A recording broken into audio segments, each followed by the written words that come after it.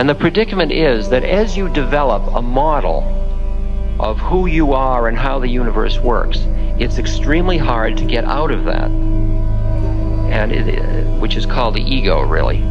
It's very hard to get out of that, and what the chemical allows you to do is set that aside for a moment and see the universe from a different vantage point, and find places in yourself, which is why it was used in religious traditions. Find the deeper parts of your being that lie behind your thinking mind.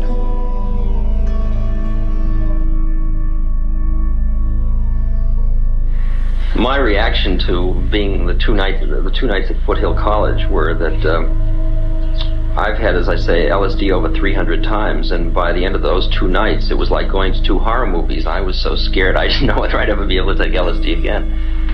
It really reminded me of 4 guys up there on the lecture platform, all of whom had had bad sessions and bad re-entries and had this terrible view of the whole world, you know, and all they could see were the problems and the fears for society, but none of the potential, none of the positive questions about what is man to do next and what opportunity might LSD hold. They're not even interested in that. They are so committed to the fact that this society is the way it is, and that's all you can expect. And that's what I'd call vested interest in the ongoing game. And if you have vested interest in the ongoing game, you are frightened by anything that might change it. How did we get hung up this way? Because it's a social condition, you'd agree. This incredible assumption that society is as it is and has always been this way. Look, we now know there is enough to go around, all right? In other words, if we could truly collaborate with our fellow man, there would be enough to go around for the world.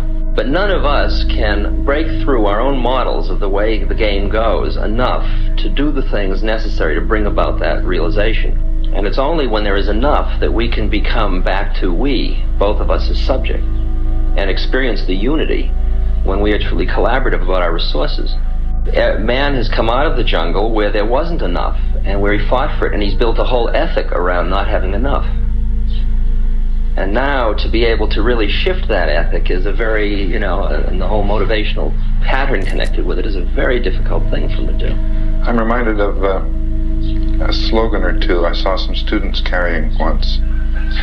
One said, all wars are civil wars because all men are brothers. Right. And another one said, there is no they. Right, exactly. And that's one of the components of the LSD experience. The understanding that there is no they, there's no other.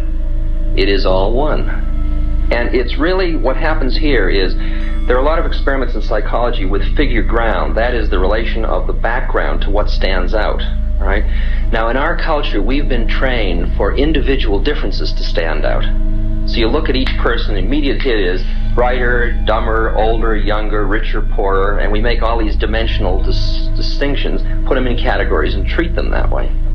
And we get so that we only see others as separate from ourselves in the ways in which they're separate. And one of the dramatic characteristics of the psychedelic experience is being with another person and suddenly seeing the ways in which they are like you, not different from you. And experiencing the fact, well, yes, indeed, we are brothers in the true sense of that which is essence in you and which is essence in me is indeed one. What's this do to the free enterprise market system?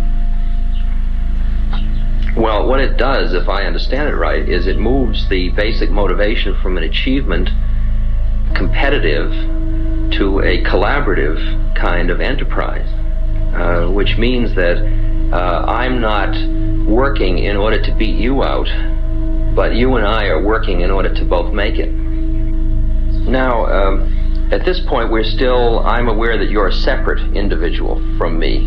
We're separate, but there's something similar, all right? Now, at this point, there is this start to break down of the separation, the separation between us.